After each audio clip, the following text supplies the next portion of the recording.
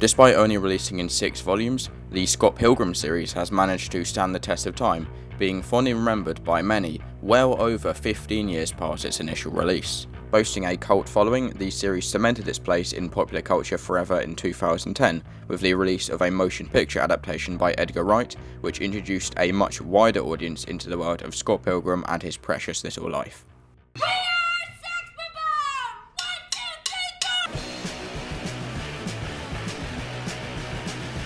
If we're gonna date, you may have to defeat my 7 evil exes. You have 7 evil ex-boyfriends? 7 evil exes, yes. Hey, I'm talking to you, Scott Pilgrim. And I have to defeat your 7 evil exes if we're going to continue to date?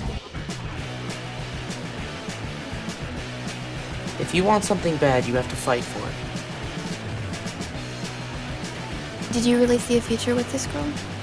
If she really is the girl of your dreams, then you have to let her know.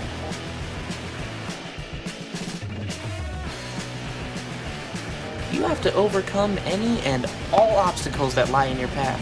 You can do it. Be with her. It's your destiny. So what you're saying right now is we are dating? I guess. Does that mean we can make out?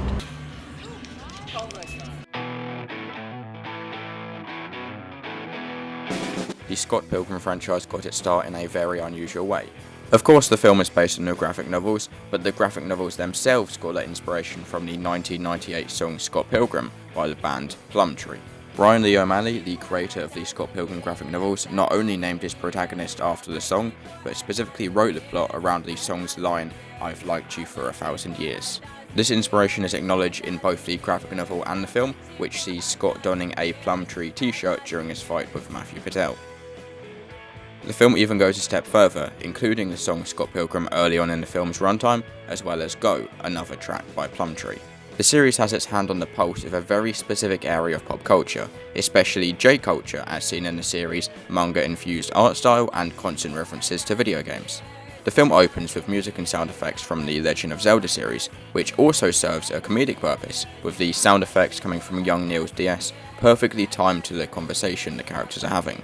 Young Neil even lists off a few video game titles, yet it manages to feel perfectly natural in the world of the film, and is a decently humorous pun. What do you play? Wow, Zelda, Tetris. That's kind of a big question. Scott's band Sex Bob-omb is an obvious reference to Bob-ombs, an enemy seen in the Super Mario series.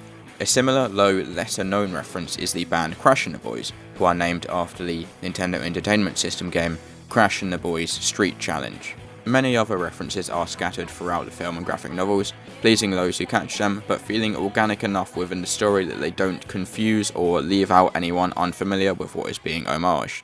Okay, let's start with Launchpad McQuack. That's not the actual title. One of Scott Pilgrim's strongest points is his excellent translation from page to screen. Director Edgar Wright is no stranger to pop culture, and appears to have a tremendous respect for the source material. The film isn't a direct copy, as its plot points, structure and gags vary somewhat, but the tone and personality present in the original is still incredibly prevalent. The film builds its own unique world, reminiscent of the comic style it was created in. Text appears on screen, replicating the captions seen in comic books. The aspect ratio shifts fluidly during the film, and shots stack next to each other, similar to comic book panels. Edgar Wright's playful direction fills the film with a contagious energy that suits the plot perfectly. When adapting the series into live action, it was convenient that Brian Lee O'Malley set a lot of the scenes in real places, meaning that the locations could feel real because they were. This wasn't done to make the filmmaking easier though. The Rocket, a venue that closed down in 2005, was recreated as a set for the film, and Lee's Palace was recreated to give more space to the crew and filming equipment. The director even went as far as asking the cast not to blink during shooting, as he claimed that characters aren't seen blinking in comics, manga and video games. Edgar Wright is a director known for little touches like this, which can be seen in all of his work. We are Sex Bob-omb, and we're here to make you think about death and get sad and stuff!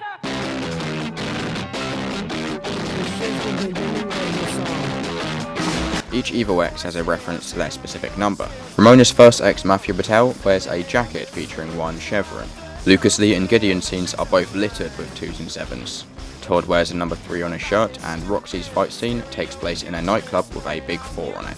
The Katayanagi twins reference this as Spinal Tap by turning their keyboard to 11, as they are Ramona's 5th and 6th X's, and 5 plus 6 is 11. The protagonist Scott even has his own number assigned to him. Nega Scott is referred to as Evil X number 0, which is why Scott drinks Coke Zero throughout the film and wears a shirt with the word 0 on it. A shot of Ramona removing her shoe acts as a nod to the film Death Proof, another film starring actress Mary Elizabeth Winstead. Death Proof was directed by Quentin Tarantino, a friend of Edgar Wright's, who infamously has a foot fetish. And you didn't bang her? Are you gay? Very few films manage to get their casting as perfectly as Scott Pilgrim vs. the World does, which sees every actor perfectly embody the character they portray. This is in thanks due to Edgar Wright's insistence that Michael Cera was perfect for the character of Scott Pilgrim after his performance as George Michael Bluth in Arrested Development. Wright was so confident in the casting of this role that he waited until Cera was old enough to play the character, and fought off Universal's recommendation of casting Seth Rogen as the eponymous hero after the success of Knocked Up. Mae Whitman also appeared in Arrested Development as Anne Veal before playing Roxy Richter.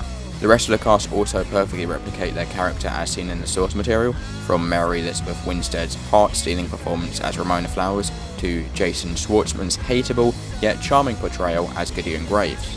It's almost become a meme how jaw-dropping the film's cast is, especially in its superhero roster. Todd Ingram is played by Brandon Routh, who portrayed Superman in Superman Returns and Crisis on Infinite Earths, which also saw him play the Atom. Lucas Lee's Chris Evans played both the Human Torch and Captain America, and Mary Elizabeth Winstead appeared in Sky High and Birds of Prey. Michael Cera went on to play Robin in the Lego Batman movie. Tweet on the street. Brie Larson went on to become Captain Marvel, and Mae Whitman went on to portray Batgirl in the first DC Superhero Girls TV series.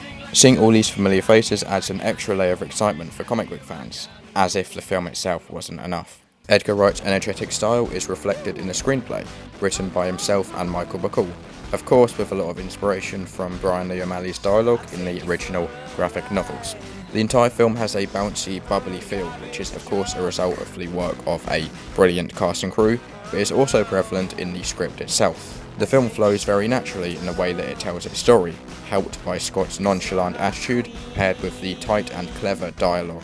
An immediately noticeable strength the film's writing has is the way that it nails comedy and lands every gag it throws at the audience, an especially impressive feat considering how many jokes the film manages to include. Edgar Wright is a filmmaker who utilises everything at his disposal, and this rings true in his comedy, which spawns jokes from dialogue, foreshadowing, captions, sound effects, and editing. Editing is a filmmaking aspect that often goes woefully underappreciated in most films, but Scott Pilgrim vs. the World takes editing to another level. Scott Pilgrim vs. the World takes it a step further, with its split screen, on-screen text, and occasions where the soundtrack matches up with the film's events. This technique originated in Wright's previous work Shaun of the Dead, which saw Shaun fight against zombies to the beat of Queen's Don't Stop Me Now, which plays on a nearby jukebox. Edgar Wright went on to develop this into a feature film with Baby Driver, which focused on a getaway driver who listens to music whilst driving to motivate him. Another similar trait seen in Edgar Wright's work is his ability to showcase a brilliant soundtrack, and Scott Pilgrim vs. the World is no different. Not only are all of the original Sex Bomb songs incredible and zestful, but the pre-existing songs used in the film are also well chosen and placed. Nigel Godrich also brought an amazing score, which exemplified and built upon the energy the film contained. Listening to either of the film's albums alone is a joyous ride.